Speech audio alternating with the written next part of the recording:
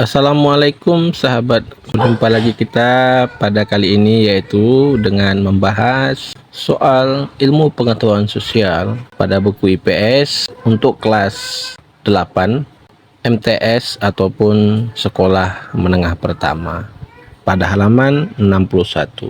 Uji pemahaman. Kita masuk ke soal nomor 1 ya sahabat.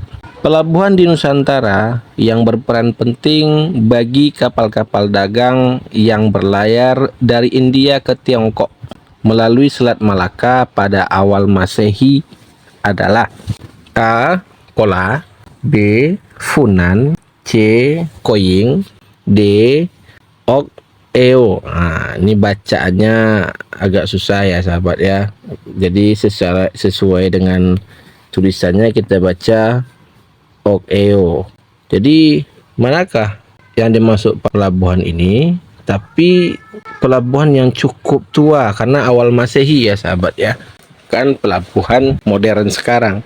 Kola ini dalam literatur sejarah itu adalah sebuah kerajaan yang berpusat di India ya. Kalau sahabat pernah baca tentang kerajaan Majapahit ya, yang pernah dengar itu ada semacam hubungan dengan Kola ya sahabat ya. Kemudian Funan ini adalah kerajaan yang ada di Kamboja ya.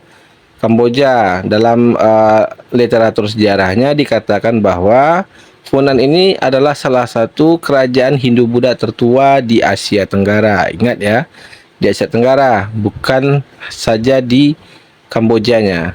Kemudian ada C. Koying. Koying adalah sebuah kerajaan yang terletak di Pulau Sumatera ya. Koying yang ditahu itu bisa diposisikan di provinsi sekarang yaitu Jambi ya. Itu menurut beberapa sumbernya ya. Yang D yaitu Ok ya. Ok ini adalah sebuah wilayah bagian dari Funan ya, yang berfungsi sebagai sebuah kota pelabuhan ya. Itu terdiri dari antara rentang waktunya abad pertama hingga abad ke-7 ya. Para sarjana menggunakan istilah budayanya yang ada di sana yaitu Ok.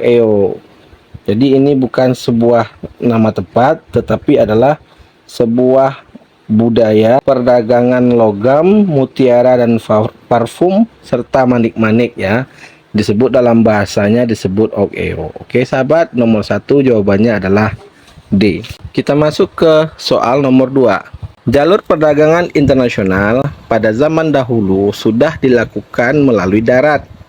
Jalur yang terbentuk pada masa itu merupakan jaringan transportasi kuno melalui Asia Tengah dan menghubungkan wilayah Mediterania dengan Asia Timur. Jalur tersebut kemudian dikenal dengan istilah jalur sutra yang diperkenalkan oleh ini siapa sih yang memberi nama jalur sutra? Itu maksudnya ya sahabatnya, karena dalam sejarahnya yang menemukan jalur sutra ini adalah jenderal dari Cina ya, ada namanya Jenderal Zhong ya, kalau kita tidak salah dengan menyebut namanya ya.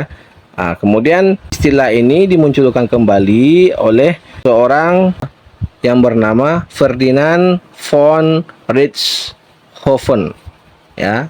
Sahabat cari itu di mana posisinya Ferdinand von Richthofen ya. Berarti jawabannya adalah di D ya sahabat ya. Nomor 2 itu jawabannya D. Oke, kita masuk ke soal nomor 3 ya sahabat.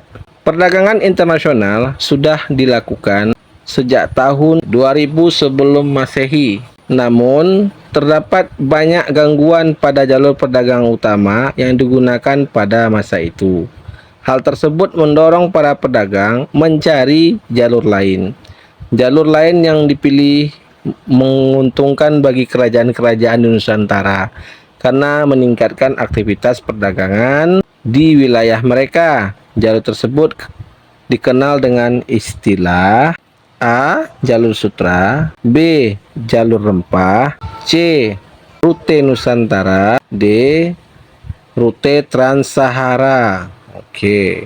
Kalau udah ada bahasa Saharanya, berarti itu bukan di Nusantara ya, sahabat ya.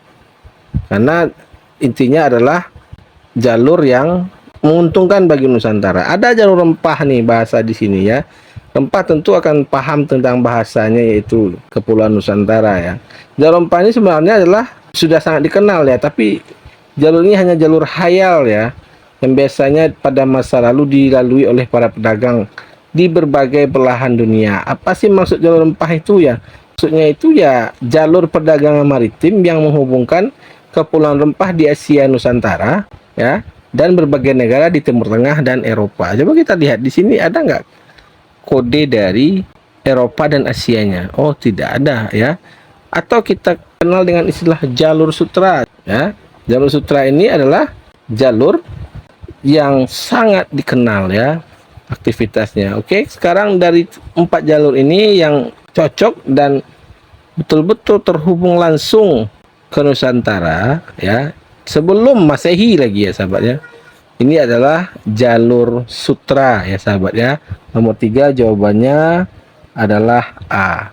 Kita masuk ke soal nomor 4. Berikut yang merupakan jejak sejarah kebudayaan Hindu-Buddha di bidang kesusastraan. A. Sastra Gending. B. Babat Tanah Jawi. C. Hikayat Amir Hamzah. D. Ramayana dan Mahabharata.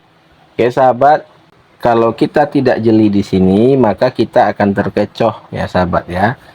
Karena rata-rata yang dituliskan pada objektif A, B, dan C-nya itu adalah hasil dari karya kesusastraan, cuman berbeda zaman. Ada juga ya yang bukunya buku sejarah atau kitab sejarah ya sahabat ya, bukan kitab kesusastraan. Kita lihat A, sastra gending. Nah, ini ada sastranya, ada gendingnya ya. B. Babat Tanah Jawi. C. Hikayat Amir Hamzah. D. Ramayana dan Mahabharata ya. Kalau kita hilangkan, yang hilang itu C, Hikayat Amir Hamzah, barang tentunya bukan dari kebudayaan Hindu-Buddha ya sahabat ya. Kemudian B, Babat Tanah Jawi atau Tanah Jawa. Ini kitab sejarah ya, menceritakan tentang raja-raja Jawa ya, dari masa sebelum masuknya agama Islam. Sastra Gending ya. Kemudian ada Ramayana dan Mahabharata. Ini tidak perlu susah berpikir, dan pasti jawabannya adalah D, Ramayana dan Mahabharata ya sahabat. Nomor 4 D. Kita masuk ke soal nomor 5. Umumnya bangunan-bangunan candi peninggalan agama Hindu dan Buddha memiliki 3 tingkatan. Bagian pada bangunan candi Buddha yang melambangkan kehidupan manusia di dunia fana disebut A. Burlaka, B. Rupadatu, C.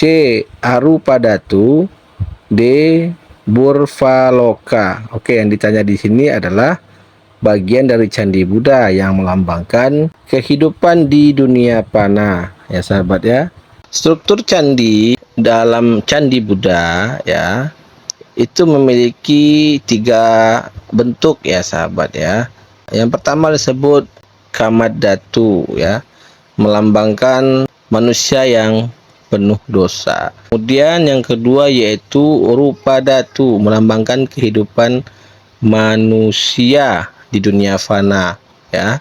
Kemudian ada namanya Arupadatu, manusia yang telah mencapai nirwana. Oke, setelah kita pahami apa yang dimaksud dengan istilah yang ada di objektif, maka jawabannya adalah ya betul, di B ya sahabat, Rupadatu, melambangkan kehidupan manusia yang fana. Baik sahabat, sampai di sini dulu pembahasan kita kali ini. Sampai jumpa kembali. Lebih dan kurang saya mohon maaf. Assalamualaikum warahmatullahi wabarakatuh.